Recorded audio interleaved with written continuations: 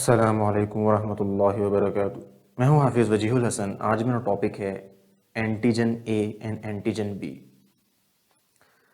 Like our fingerprints, जिस तरह के हमारी फिंगर्स पे जो फिंगरप्रिंट्स होते हैं, इसी तरह से हमारे बॉडी सेल्स की सरफेसेस पे भी फिंगरप्रिंट्स प्रेजेंट होते हैं। जिस तरह से हमारे फिंगरप्रिंट से हमारी पहचान होती है, हमें रिकॉग्नाइज किया जाता है, आइडेंटिफिकेशन होती है, इसी तरह से हमारे बॉडी सेल्स की जो आइडेंटिफिकेशन है, उनकी जो रिकग्निशन है, वो भी फिंगरप्रिंट्स की मदद से होती है। ये फिंगरप्रिंट्स हमारे बॉडी के तमाम सेल्स की सरफेसेस पे होते हैं।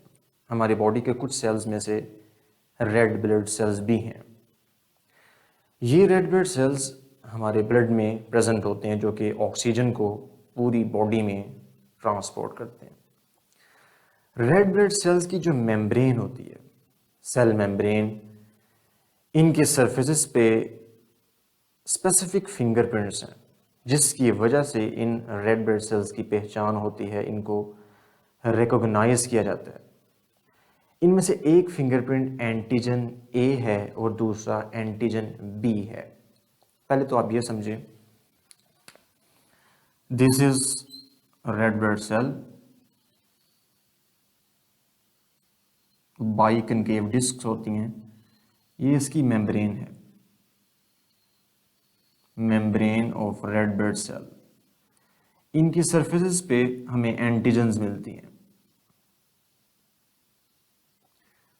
ये एंटीजन ए है, this is antigen B.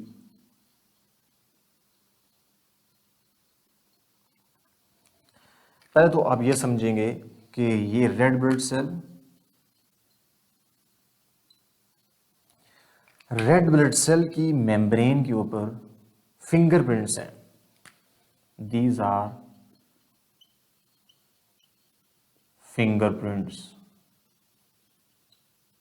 Just like, ठीक है, समझने के लिए कि जिस तरह हमारी फिंगर्स पे प्रिंट्स हैं जिससे हमारी पहचान होती है, इस तरह से रेड ब्लड सेल्स की सरफेसेस पे भी ख़ास किस्म के finger prints like molecules present होते हैं। यानी कि ये वो मॉलिक्यूल्स हैं, मॉलिक्यूल्स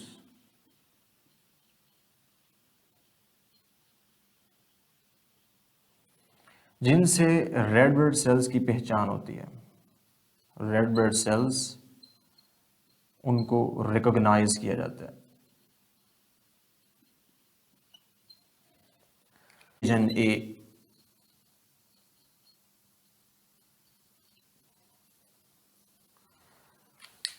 पहले तो आपने ये समझना है कि एंटीजन ए और एंटीजन बी दोनों ही मॉलिक्यूल्स हैं जिनकी मदद से रेड ब्लड सेल्स की पहचान होती है, उनको रिकॉग्नाइज किया जाता है।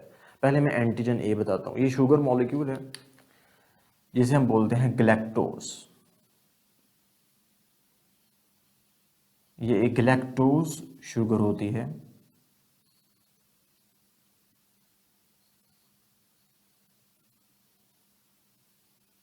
ये ग्लैक्टोज शुगर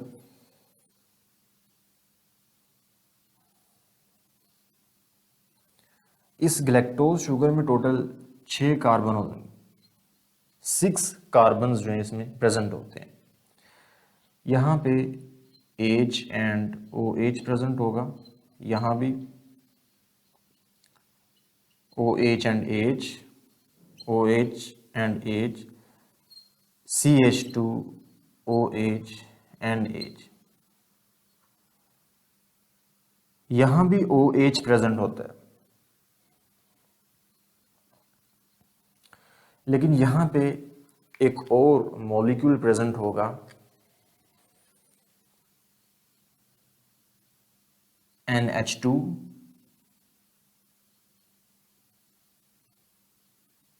और एसिटाइल।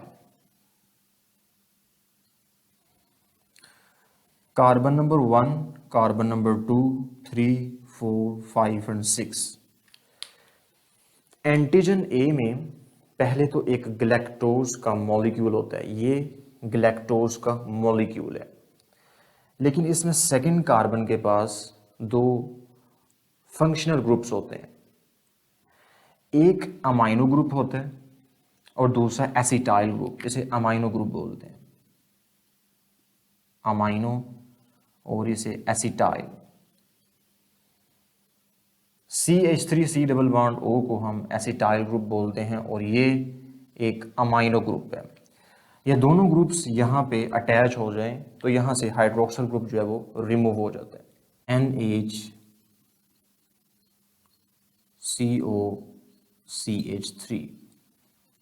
ये अमाइनो ग्रुप और ये एसिटाइल ग्रुप इस सेकंड कार्बन के पास अटैच हो जाता है तो यहाँ से हाइड्रोक्सिल ग्रुप जो है वो रिमूव हो जाएगा। ये है एंटीजन ए का केमिकल स्ट्रक्चर। एंटीजन बी में सिर्फ गैलेक्टोज का एक मॉलिक्यूल होता है, गैलेक्टोज।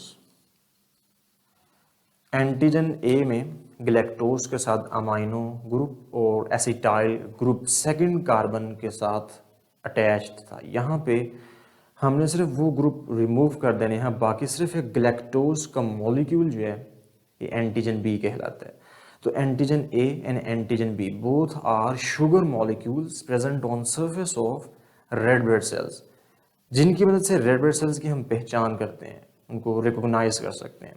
तो ये गैलेक्टोज का मॉलिक्यूल होगा।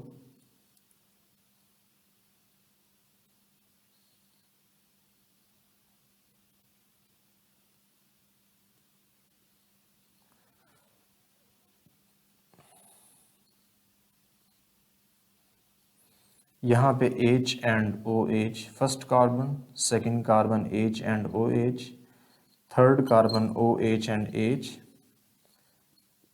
फोर्थ कार्बन 1 2 3 4 5 और ये 6 कार्बन CH2OH एंड H। आपने इन ग्रुप्स की पोजीशन चेंज नहीं करनी, यानी कि यहाँ पे हाइड्रोजन ऊपर है तो इसको ऊपर ही रखना है, यहाँ पे हाइड्रोक्सिल ऊपर है तो इसको ऊपर ही रखना है। ये एंटीजन ए है, ये सिंपली गैलेक्टोज का मॉलिक्यूल है, इसके साथ सेकंड कार्बन पे कोई अमाइनो और एसिटाइल ग्रुप्स प्रेजेंट नहीं होते। ये सिंपली एक गैलेक्टोज का मॉलिक्यूल है। ये एंटीजन बी कहलाता है।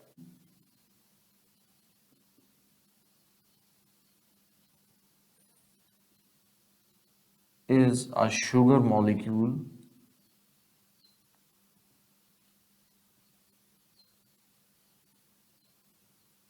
on the surface of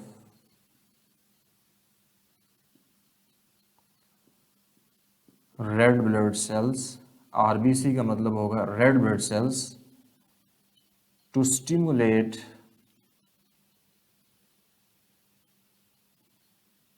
an antibody production.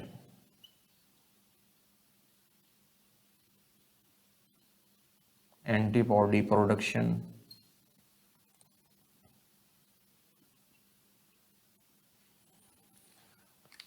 कोई भी जो एंटीजन है, यहाँ पे जो मैं डिस्कस कर रहा हूँ वो एंटीजन ए और एंटीजन बी को कर रहा हूँ। वैसे अगर हमारी बॉडी में कोई वायरसेस और बैक्टीरिया एंटर हो रहे हैं तो वो भी एंटीजन कहलाएंगे। यहाँ एंटीजन और ए और बी का मतलब है this is a sugar molecule. Every antigen sugar molecule नहीं होता, सिर्फ एंटीजन ए और एंटीजन बी जो रेड ब्लड सेल्स की सरफेसेस पे हैं ये शुगर मॉलिक्यूल्स हैं।